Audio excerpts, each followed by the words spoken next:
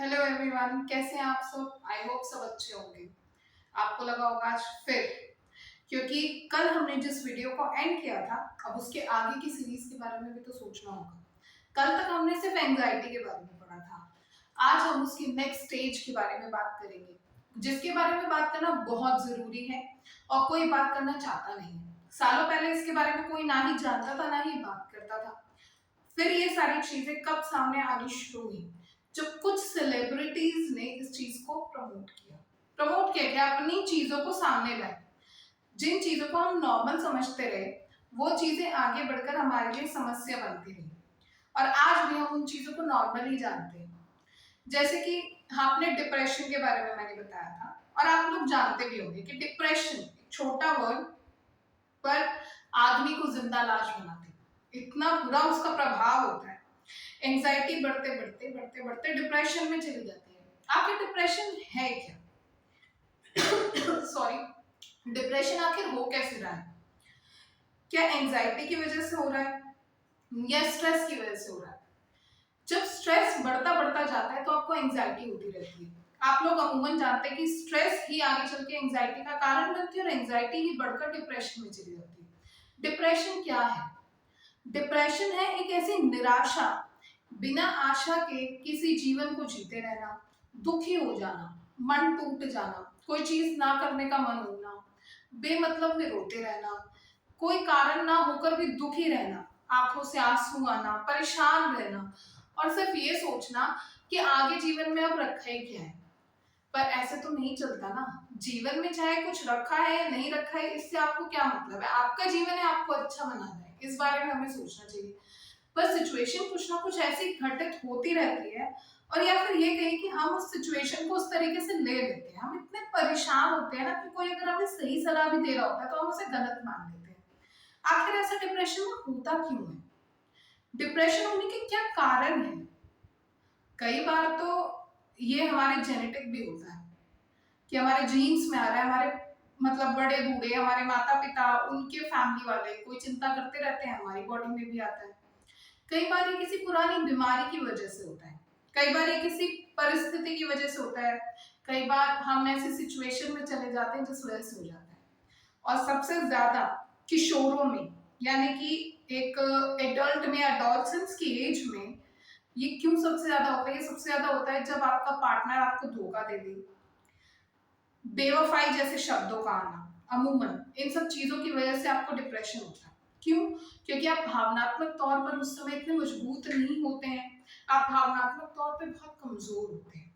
इसीलिए कहा जाता है कि किशोरावस्था में सबसे ज्यादा डिप्रेशन पाया जाता है, और छोटे बच्चों में कभी उन्हें कोई हैरेस करता है, कभी कुछ होता है, कभी कुछ होता है।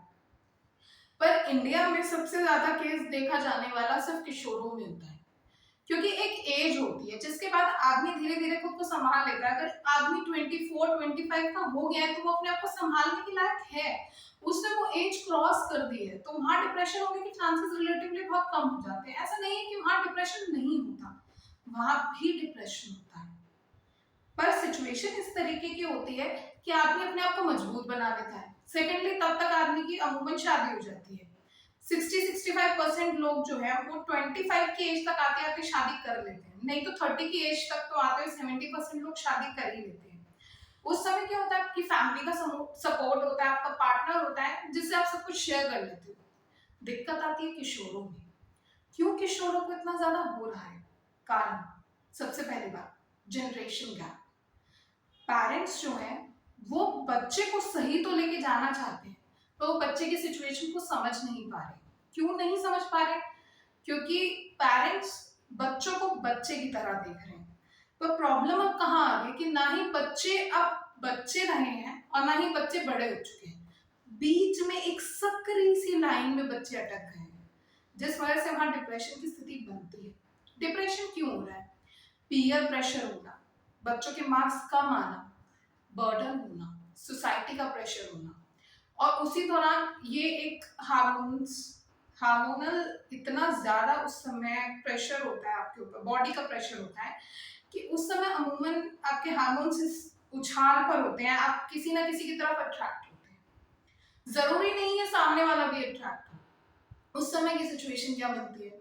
अगर उन्हें रिजेक्शन मिल जाता है तो वो डिप्रेस हो जाते हैं, ब्रेकअप हो जाता है तो डिप्रेस हो जाते हैं। छोटे छोटे बच्चे आजकल रिलेशनशिप में आने लगे हैं। आप अमूमन देखेंगे कि अब तो भाई 11-12 साल के बच्चे भी रिलेशनशिप में आ जाते हैं। उस समय जब हम लोग छोटे थे तो 15, 16, 17, 18 इस एज में लोग रिलेशनशिप में आते थे। अब 10, 11, 12 में भी आने लगे हैं और यही सारी चीजें आगे डिप्रेशन का कारण बनती हैं। क्यों? क्योंकि सही समय पे सही सलाह नहीं मिली, सही समय पे सही जगह बात करने का मौका नहीं मिला। आप अमूमन देखेंगे बच्चे कहाँ बात करना पसंद करते हैं? पेरेंट्स से। क्यों करेंगे बात? पेरेंट्स ने कभी उस तरीके से फ्रेंडशिप ही नहीं की। पेरेंट्स ने कभी बताने की कोशिश नहीं की कि हम जब छोटे थे, हम स्टेज में थे, तो हमारे साथ भी कुछ चीजें घटित हुई, पर हमने अपने आप को इस तरीके से संभाल लिया। बच्चों के सामने थोड़ा एग्जाम्पल सेट कीजिए कि ऐसे सिचुएशन आए तो क्या करना चाहिए। पर ऐसा नहीं है कि अपने सारे गलत एग्जाम्पल सेट कर दे, ताकि उस समय के बच्चों के साथ एक मेजर प्रॉब्लम ये होती है ना कि वो आपके गलती से सीखने की बजाय ना ये कहते हैं आपने तो ये किया था तो हम भी करेंगे। तो rather than doing that, what you need to do is, आप उन्हें बताइए कि ऐसी सिचुएशन मेरे साथ आई। उसमें आप थोड़ा झूठ ऐड कर सकते हैं, क्योंकि अगर बच्चों को बचाना है तो थोड़ा बहुत झूठ तो चलता है। ठीक है, आप ये कह सकते हो कि मेरे सामने सिचुएशन आई थी, मैंने ऐसे ऐसे करके उसे हैंडल कर लिया, ताकि बच्चों के सामने आप एक रोल मॉडल के तौर पर मतलब शो हो। हमेशा एक चीज का ध्यान रखना कि आपके बच्चे ना पूरी दुनिया में किसी और को आइडल ना माने। अपने आप को ऐसा बनाइए कि आपके बच्चे आपको अपना आइडल माने, आपकी फोटो देखें और कहें कि ये मेरे फादर है, ये मेरी मदर है और मैं इनके जैसा बनना चाहता हूँ। ऐसा नहीं है कि आप पढ़े लिखे हैं नहीं है, ये सारी चीजें मैटर नहीं करती। आइडियल कौन होता है? आइडियल एक ऐसा पर्सन होता है जो इमोशनली, मेंटली, फिजिकली और एनवायरमेंटली बहुत अच्छा होता है, जिसके जैसा आदमी देखना चाहता है। फॉर एग्जाम्पल, मैं खुद अपनी माँ जैसा बनना चाहती हूँ। कारण, क्योंकि मेरी माँ ने हर चीज को बहुत अच्छे से संभाला है, चाहे वो फैमिली हो, चाहे वो उनके हस्बैंड हो, चाहे वो बच्चे। उन्हें पता था कि कब मेरी बेटी को मेरी नीड सबसे ज्यादा थी और कब नहीं है। आज उन्हें लगता है कि मुझे इतनी नीड नहीं है तो मुझे छोड़ देती हैं, और जिस समय उन्हें लगता है कि आज मेरी बेटी को मेरी नीड है तो उस समय वो मुझे संभाल लेती है। इसीलिए सबसे ज्यादा डिप्रेशन का जो असर होता है वो किशोरावस्था में होता है। उस समय बच्चों पे थोड़ा नजर लगाना, बहुत ज्यादा रोक टोक मत कीजिए, पर हाँ बहुत ज्यादा खुली छूट भी मत दीजिए। माता पिता को बच्चों के साथ कैसे बिहेव करना है, आप एक तरीके से मान सकते हैं जैसे नदी पर बांध बनाने के बराबर। जो नदी पर बांध होता है उसे हमें कितनी देर के लिए खोलना है, क्योंकि बच्चे तो उस समय युवा नदी की तरह होते हैं जो बहते चले जाते हैं, जिन्हें अपना रुकाव नहीं पता होता है कि कितना हमें प्रेशर देना है, इसीलिए उसे संभालना चाहिए। अब छोटे बच्चों की बात, छोटे छोटे बच्चे जिन्हें हमें अमूमन लगता है कि ये चिड़चिड़े हैं, गुस्सा करते हैं, किसी से मिलते नहीं है, बात नहीं करते, इंट्रोवर्ट हैं, ये ऐसे क्यों है? ये भी डिप्रेस हो सकते हैं। क्यों छोटा बच्चा एक डिप्रेस नहीं हो सकता? कि आपको लगता है छोटे छोटे बच्चे हमेशा स्वस्थ होते हैं? नहीं, वो बच्चे भी डिप्रेस हो सकते हैं। कारण, माता पिता का अमूमन ध्यान ना देना, माता पिता का अपने जॉब में बिजी रहना, माता पिता का बात ना करना, स्कूल में कोई चीज घटना हो जाना। अब मेरे नेफ्यू की बात कर लीजिए, मेरा नेफ्यू है वो स्कूल जाता है, उसके साथ एक सिचुएशन हुई, 3-4 बच्चे मिलते हैं उसे बुली करते, उसको इतना प्रॉब्लम हुआ कि उसने बोल दिया मामा मैं अब से कल से स्कूल नहीं जाऊंगा। क्यों बेटा? इतनी कोशिशें करने के बाद पता लगा कि उसको स्कूल में बच्चे बुली करते हैं, इसलिए वो नहीं जाना चाहता। ये सारी चीजें बच्चों को भी तो प्रेशर अप कर रही है ना। अब बड़ों की बात आई, कई बार बड़े लोग भी डिप्रेशन में जाते हैं। हस्बैंड वाइफ का रिलेशन एक समय के बाद ठीक हो ये जरूरी नहीं है। आप अक्सर देखते हैं कि हस्बैंड वाइफ एक रिलेशनशिप में होते हैं, जब तक बच्चे नहीं होते हैं तब तक वो खुश रहते हैं, फिर बच्चों के आने के बाद उनके ऊपर जिम्मेदारी बढ़ जाती है। जिम्मेदारी के बढ़ने के बाद माता पिता, अब पति पत्नी से हटकर माता पिता हो जाते हैं, एक दूसरे के लिए समय नहीं बचता, जिसकी वजह से रिश्ते में प्यार की कमी उत्पन्न होने लगती है और कहीं ना कहीं उनमें से एक पार्टनर डिप्रेशन में जाने लगता है। अमूमन वो लेडीज होती हैं। कारण, क्योंकि वुमन की इमोशनल नीड मेन की इमोशनल नीड से बहुत ज्यादा होती है। मेन का क्या है, वो बाहर जाते हैं, ऑफिस में रहते हैं, लोगों से मिलते हैं, काम करते हैं, बिजी रहते हैं, इसलिए उन्हें डिप्रेशन कम होता है। वुमन ज्यादातर घर रहती है, किसी से बात नहीं कर पाती, घर की जिम्मेदारी, बच्चों की जिम्मेदारी और फिर हस्बैंड की अनदेखी, ये सब कारण होते हैं। ऐसा नहीं है कि सिर्फ वुमन ही डिप्रेशन में जाती है, हस्बैंड्स भी जाते हैं। कई बार आपकी वाइफ्स जो होती हैं या आपकी मदर होती हैं, वो आपको ध्यान नहीं दे पाती, वो बच्चों में बिजी हो जाती हैं, काम में बिजी हो जाती हैं और आपको टाइम नहीं देती। तो आदमी भी डिप्रेस हो जाते हैं कि अब हमारा रिश्ता पहले जैसा नहीं रहा। तो ये चीजें होती हैं अक्सर। फिर बुढ़ापे में डिप्रेशन कैसे हो जाता है? बच्चे अपनी लाइफ में बिजी हो जाते हैं, पोते पोती हो जाते हैं, वो अपना खेलते हैं, पढ़ाई में बिजी हो जाते हैं, छोटे बच्चे होते हैं घर में तो दादा दादी के साथ टाइम स्पेंड करते हैं। पर एक एज के बाद जब 11 12 13 14 साल हो जाती है, वो स्कूल में इतना काम मिलता है, पढ़ाई का इतना बर्डन होता है, या उससे बड़े होते हैं तो फ्रेंड्स के साथ टाइम स्पेंड करते हैं तो दादा दादी के साथ टाइम स्पेंड करना ही छोड़ देते हैं, वहां डिप्रेशन होता है। ये सब चीजें कब इंसान को अंदर ही तौर पे खाने लगती हैं, यही सबसे बड़ी प्रॉब्लम है। अब देखा जाए तो डिप्रेशन के लक्षण क्या होते हैं? कहीं ना कहीं एंजाइटी से बहुत मिलते हुए लक्षण होते हैं डिप्रेशन के। चिड़चिड़ा होना, गुस्सा होना, बात बात पे नाराज हो जाना, किसी की बात ना सुनना, अकेले रहना, रोते रहना, परेशान रहना, बिना मतलब की चिंता करना, कॉन्टिन्यूसली चिंता में रहना, अकेले कमरे में बंद हो जाना, उल्टी आना, चक्कर आना, बेहोश हो जाना, कमर दर्द रहना, पैरों में दर्द होना, सर दर्द होना और बहुत कुछ। इतने हैं डिप्रेशन के लक्षण कि क्या बताऊं। जैसे भूख कई बार नहीं लगती और कई बार इतनी लगती है कि आदमी खाता चला जाता है।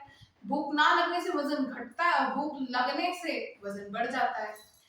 और डिप्रेशन की वजह से फिर समस्या है, जिन लोगों को ऑलरेडी गठिया वाई, उनको मतलब दमा का रोग है, शुगर है, बीपी है, इन लोग के लिए तो डिप्रेशन मतलब जानलेवा है, स्पेशली कैंसर पेशेंट्स के लिए। और एक और चीज, जरूरी नहीं है कि इन लोग को ही जानलेवा हो जाता है डिप्रेशन। कई बार तो ऐसी सिचुएशंस देखने को मिलती है कि जिन्हें जो स्वस्थ आदमी है उसको बीमारी हो जाती है, शुगर की हो जाती है, मधुमेह, इतना गंदा रोग, आदमी के जीवन से वैसे ही मिठास चली जाती है डिप्रेशन के बाद। अब बचा कुचा डॉक्टर्स मना कर देते हैं कि अब आप जी शुगर के पेशेंट हैं तो अब आप चीनी नहीं खा सकते, तो उसको तो जीवन को वैसे ही दुखी कर देना है। इसीलिए हमें हमेशा बचना चाहिए, हमें ट्राई करना चाहिए कि हम डिप्रेशन से बचे कैसे। डिप्रेशन से बचने के लिए देखिए, मैं हमेशा कहती हूँ कि ना दवाइयों से, थेरेपी से थोड़ा दूर रहा जाए। पर जो एंजाइटी में आप सेल्फ हेल्प केयर कर रहे थे, वो डिप्रेशन में हमेशा काम करे ऐसा जरूरी नहीं है। डिप्रेशन के लिए आपको साइकाइट्रिस्ट की नीड पड़ती है। एंजाइटी में आप काम कर सकते हैं, पर डिप्रेशन में आपको मतलब ज्यादातर साइकाइट्रिस्ट की नीड पड़ती है और आपको जाना भी चाहिए। कभी भी सोसाइटी का प्रेशर मत लीजिए, माता पिता क्या सोच रहे हैं इस बारे में मत सोचिए। अगर आपको मेडिसिन की नीड है तो लेनी पड़ेगी, आपको किसी से बात करनी है तो करनी पड़ेगी। ऐसा नहीं है कि डिप्रेशन जो है उससे नहीं ठीक हो सकता, बिना डॉक्टर के पास जाए हो सकता है, पर उसके चांसेस अब यहाँ पर कम हो जाते हैं। इसीलिए कहा जाता है कि अपने आप को डिप्रेशन में मत जाने दीजिए, एंजाइटी पर ही रोक दीजिए। इसीलिए, पर ऐसा कुछ भी नहीं है कि बिल्कुल डिप्रेशन ठीक नहीं होगा। डिप्रेशन ठीक करने के लिए आपको सेम चीजें करनी होती है, मेडिटेशन कीजिए, योगा कीजिए, लोगों से बात कीजिए और अपने आसपास उस इंसान को ढूंढिए जिससे आप बात कर सकते हैं, जिसके सामने आप दिल खोल सकते हैं। एक बार दिल खोल लिया ना, तो आगे डॉक्टर के आगे ना आपको अपना दिमाग, दिल और शरीर के चिथड़े करवाने की नीड नहीं पड़ेगी। उसके अलावा आप अपना अच्छा डाइट रखिए और स्पेशली 30 मिनट्स का वर्कआउट जरूर कीजिए। कुछ भी हो, योग हो, योगा हो, कुछ भी करना ही चाहिए। ये सब चीजों के साथ आप कुछ थेरेपीज ले सकते हैं, एक्यूपंक्चर करा सकते हैं, ये सब कीजिए और लोगों से बात करने की कोशिश कीजिए, अपने पेरेंट्स से बात कीजिए। स्पेशली मेरा एक रिक्वेस्ट है उन बच्चों से जो अभी अडोलसेंस में है या अडल्टहुड में है, कि अपने माता पिता से बात करने में बिल्कुल मत हिचकिचाइए, क्योंकि दुनिया में कोई सच्चा दोस्त हो या ना हो, आपके माता पिता से बड़ा दोस्त कोई नहीं होता। इसी के साथ मैं अपने सेशन का एंड करती हूँ। Thank you so much. अब प्लीज मेरे वीडियो पर कमेंट करना मत भूलिएगा। अगर आपको कोई प्रॉब्लम हो डेफिनेटली कमेंट कीजिएगा, आई विल रिप्लाई। और अगर कोई ऐसा टॉपिक हुआ तो मैं उस पर डेफिनेटली वीडियो बनाऊंगी। Thank you so much, have a good day.